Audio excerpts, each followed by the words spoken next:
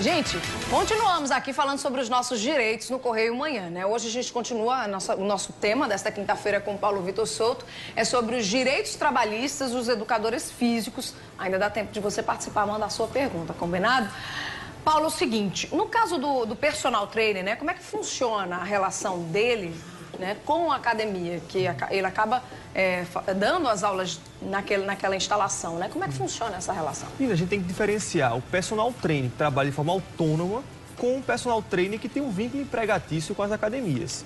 Pode existir os dois tipos de trabalho. O personal trainer vai até fugindo da minha área, que é o treinador pessoal, certo? Assim, ele pode ter o vínculo empregatício. Muitas academias hoje em dia montam os chamados estúdios e fazem com que o personal trainer fique exclusivo para o seu aluno, mesmo estando matriculado na academia. Nesses casos, quando há uma contratação efetiva e o personal trainer tem vínculo com a academia, é subordinado à habitualidade na academia, e é fundamental isso, a subordinação dele à estrutura da academia e dos estabelecimentos. Nesse caso, deve-se ter o carteira de trabalho assinada, deve-se ter todos os direitos trabalhistas respeitados, inclusive férias, 13º, pagamento de FGTS. O que não é o caso, Linda, do personal trainer autônomo, aquele personal que trabalha em várias academias e que realmente presta seu serviço de forma pessoal, independente, não é subordinado a ninguém. Nesse caso, esse tipo de profissional não tem vínculo, não tem os direitos trabalhistas assegurados junto às academias. Aqui a gente tem a pergunta da Simone Moraes, que mora no bairro dos Estados. Obrigada, viu, Simone, pela sua participação. Ela está dizendo que não tem contrato nem carteira assinada como personal. E como é que ela pode comprovar esse trabalho? Simone, a gente tem que diferenciar essa questão que a gente falou no início agora.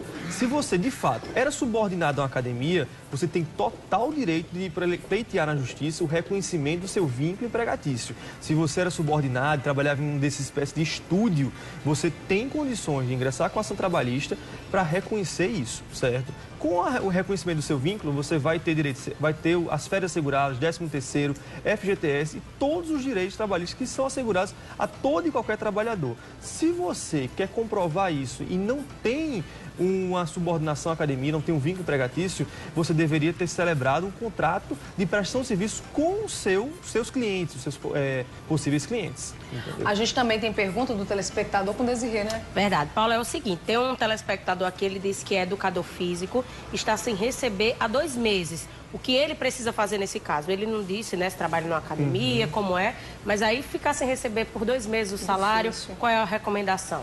Isso é um dos casos que a gente já tratou aqui, Desirê. Isso é um caso de rescisão indireta. O atraso de salário, por si só, de forma constante, já gera o direito do trabalhador, seja educador físico ou qualquer outro, que realmente possa pleitear a rescisão do seu contrato de trabalho, por culpa exclusiva do estabelecimento, do empregador.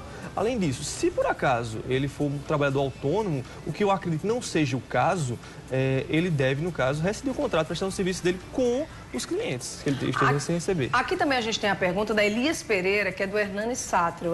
Ele está dizendo o seguinte, que tem 24 anos trabalhando, agora fugindo um pouco dessa história, viu, Paulo, dos direitos trabalhistas para o educador físico, né? Aí a gente recebeu aqui algumas demandas, algumas perguntas dos telespectadores no geral, né? Aqui o Elias Pereira, do Hernani Sátrio, ele está dizendo que tem 24 anos trabalhando no Estado e há 10 anos na Prefeitura. Está com 61 anos e ele quer saber se pode se aposentar.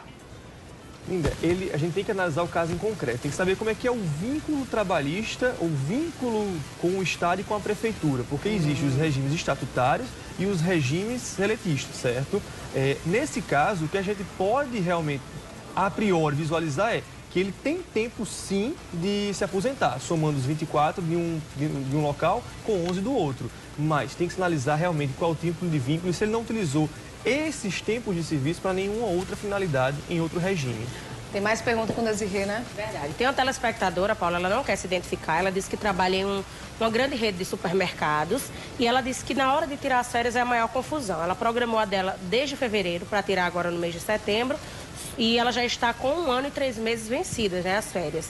E aí ela disse assim, tem o direito de reclamar? Eles falaram que só vão dar essas férias a ela agora no próximo ano. Como é essa relação, né? A gente tem o direito de dizer, eu quero tirar férias tal mês, por quanto tempo pode adiar, qual é esse direito? Ótima pergunta, Desirê. A questão das férias, ela deve ser concedida pelo empregador quando o empregador quiser.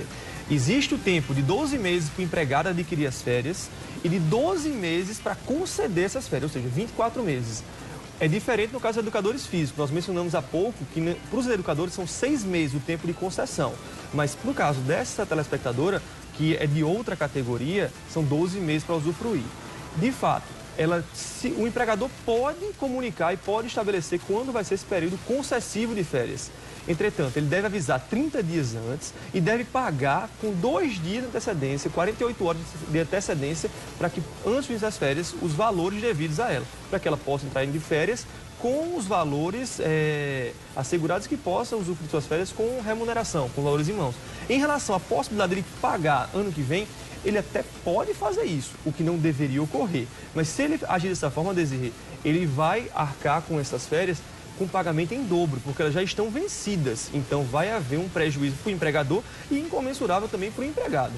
Aqui tem uma dúvida do Adriano Santos, que é do Geisel. Ele está dizendo que na carteira está registrado num cargo, mas que ele desempenha outro também. Futuramente ele vai ter algum direito? Ele está dizendo que é operador, mas também é motorista e entregador. Sim, Linda. Adriano, não é esse o nome dele? Isso. Adriano, você tem direito sim. Você é contratado, todo empregado é contratado para desempenhar determinada função e deve ser registrada essa função corretamente na sua carteira. Se você vem acumular funções, você tem direito a, no futuro, ou até mesmo enquanto você estiver dentro da empresa, pleitear o acúmulo de função. No caso, você vai ganhar um adicional de 30%, via de regra, pode variar esse percentual, para caso você acumule funções que não são de sua competência. Mais uma dúvida? Tem uma telespectadora aqui, ela disse o seguinte, que ela trabalha no comércio aqui da capital e ainda não teve o salário ajustado. Ela quer saber, assim, quando esse salário é ajustado, quanto tempo a pessoa passa a receber esse novo valor, né, no caso?